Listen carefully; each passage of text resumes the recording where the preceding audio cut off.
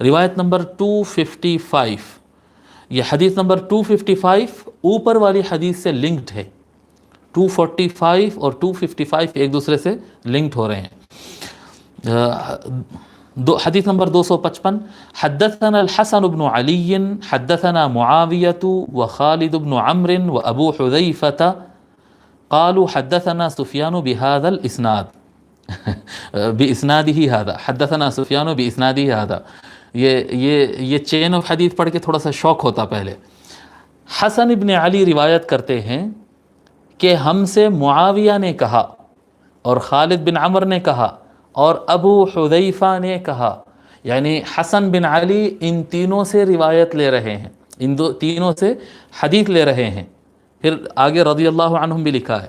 پھر اس کے بعد کہتے قالو، ان تینوں نے کہا کہ حدثنا سفیان، وہ سفیان سے روایت لے رہے ہیں. زیادہ شوق ہونے کی ضرورت نہیں ہے. حسن بن علی جو ہیں یہ امام حسن بن علی نہیں ہے، یہ امام حسن بن علی نہیں ہے، بلکہ یہ جتنے نام میں ابھی تک پڑھا ہوں ان میں ایک بھی صحابی نہیں ہے.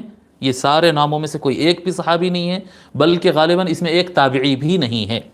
آئیے لکھتے ہیں یہ کون لوگ ہیں. یہ پوری چین جو بتائی جا رہی ہے یہ فقہاء کی چین ہے، یہ بڑے اہل علم کی چین ہے.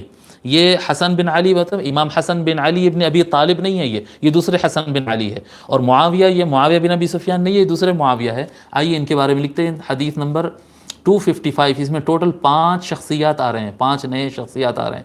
سب سے پہلا نام ہے حسن بن علی، حسن بن علی الحلوانی. حسن بن علی الحلوانی. یہ امام ابو داود جو ہے نا، سنن ابی داود لکھنے والے، جو ابو داود شریف لکھنے والے جو امام ابو داود السجستانی ہیں، ابو داود کے استاد ہے یہ حسن بن علی، حسن بن علی الحلوانی. ان کا انتقال 242 ہجری کو ہوا، 242 242.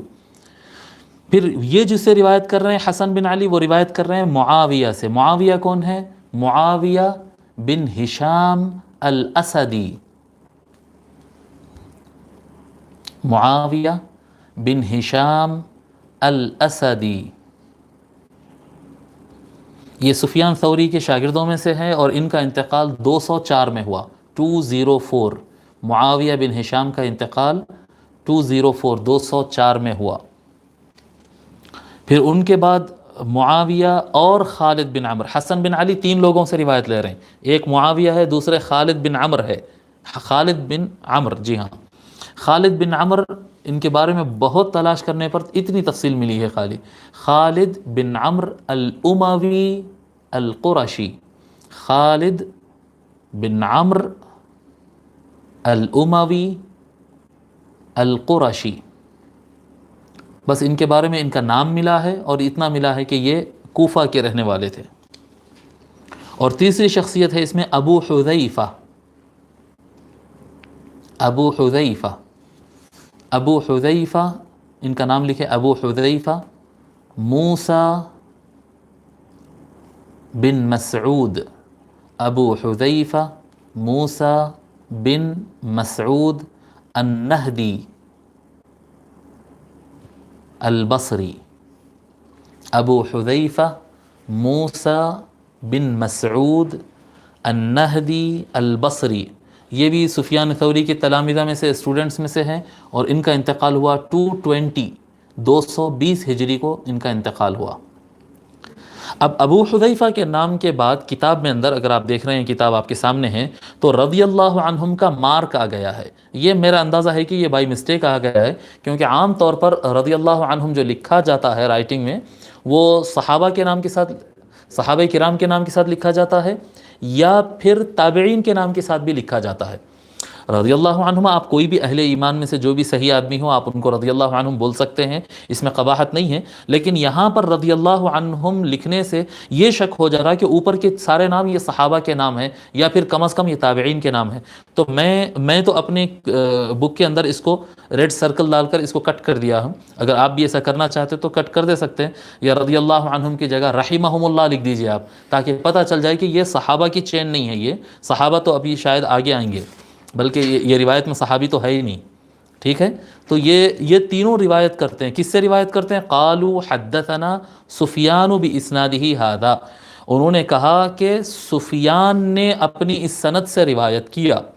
اب سفیان کون ہے؟ یہ سفیان الثوری نام کے بہت مشہور امام گزرے ہیں. سفیان بن سعید، سفیان بن سعید الثوری، سفیان بن سعید الثوری الکوفی، سفیان بن سعید الثوری الکوفی. آپ سفیان ثوری جو ہے، سفیان ثوری یہ تبع تابعین میں سے ہے. سفیان ثوری یہ جو نام آ رہا ہے نا، اب یہ تبع تابعین میں سے ہے. یہ سفیان ثوری بھی صحابی نہیں ہے، بلکہ علی الاغلب یہ تابعی بھی نہیں ہے. بعض علامہ ذہبی وغیرہ نے کہا کہ بلکہ ہو سکتا ہے یہ تابعین میں سے ہو، لیکن انہوں نے کسی صحابی سے ملاقات کا ذکر بھی نہیں کیا. تو جہاں تک مجھے سمجھ میں آ رہا ہے کہ یہ تبع تابعین میں ہے، لیکن امام ذہبی کی اگر بات مان لیں گے تو من صغار التابعین، یعنی تابعین میں سب سے چھوٹے تابعین میں آپ مانے جاتے ہیں، یا پھر تبع تابعین میں آپ آتے ہیں. تو یہ چین اس طرح سے ہو گئے. سفیان کہتے ہیں، یہ سفیان کہتے ہیں فرفع يديه، قال فرفع يديه في اول مرة وقال بعضهم مرة واحدة. سفیان کہتے ہیں کہ انہوں نے اپنے ہاتھ کو ایک مرتبہ اٹھایا، اول مرة پہلی بار اٹھایا. سفیان کیا کہتے ہیں؟ قال فرفع يديه في اول مرة، انہوں نے اپنی ہاتھ کو پہلی مرتبہ اٹھایا. یہ انہوں نے کون ہے؟ اتنے ناموں میں سے، اتنے ناموں میں سے انہوں نے کوئی بھی نہیں ہے. یہ لنکڈ ہے اس کے اوپر کی حدیث ہے جو 254 ہم پڑھے تھے، اس میں روایت ہے تھی عبداللہ ابن مسعود نے اس طرح سے عمل کر کے بتایا تھا. تو یہ روایت اس سے لنکڈ ہے یہ، ٹھیک ہے. تو سفیان نے کہا انہوں نے، یعنی عبداللہ ابن مسعود نے صرف پہلی مرتبہ ہاتھ اٹھایا تھا. وقال بعضهم مرة واحدہ، اور بعض راویوں نے کہا کہ صرف ایک مرتبہ انہوں نے ہاتھ اٹھایا تھا. اس حدیث کو امام ابو داود نے روایت کیا. اب ایک سوال آپ حضرات کے ذہن میں آ رہا ہوگا کہ یہ حدیث نمبر 253 میں 4 لوگ کے نام آئے، اور حدیث نمبر 255 میں تو حد ہو گئی کہ 5 نام آئے جن میں ایک بھی صحابی نہیں ہے.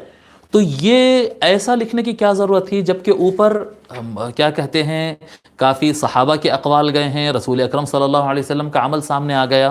سب کچھ آنے کے بعد اتنے ناموں والوں کی سندوں کی ہمارے کو ضرورت کیا تھی؟ نہیں، یہ بالکل صحیح طریقہ ہے. یہ طریقہ کیوں صحیح ہے؟ یہ طریقہ کیوں صحیح ہے؟ اس لیے صحیح ہے کہ حدیث میں تو حضور صلی اللہ علیہ وآلہ وسلم سے کئی چیزیں ملتے ہیں، لیکن بعد میں جو عمل ہوتا ہے دیکھا جاتا ہے کہ کس صحابی نے کس روایت کو لیا، پھر صحابہ کے بعد تابعین کو دیکھا جاتا، تبع تابعین کو دیکھا جاتا، جو امت کے بڑے فقہا تھے کہ کس نے کس روایت کو لیا ہے.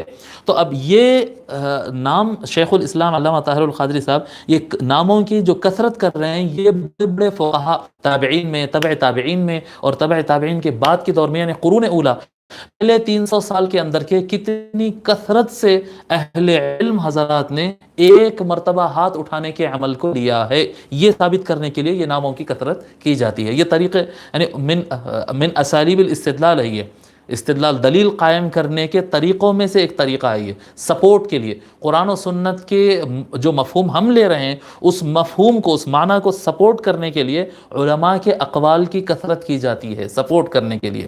تو یہ اس عمل کا حصہ ہے. ٹھیک ہے یہ بات. روایت نمبر 256 256 حضرت سفیان ثوری کی تاریخ وفات نہیں لکھے آپ؟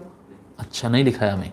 126 سفیان بن سعید الثوری الکوفی تابع تابعین میں سے ہے. بعضوں نے کہا کہ یہ چھوٹے تابعین میں سے ہے، اور آپ کی سن وفات 126 126 ہجری 126 ہجری.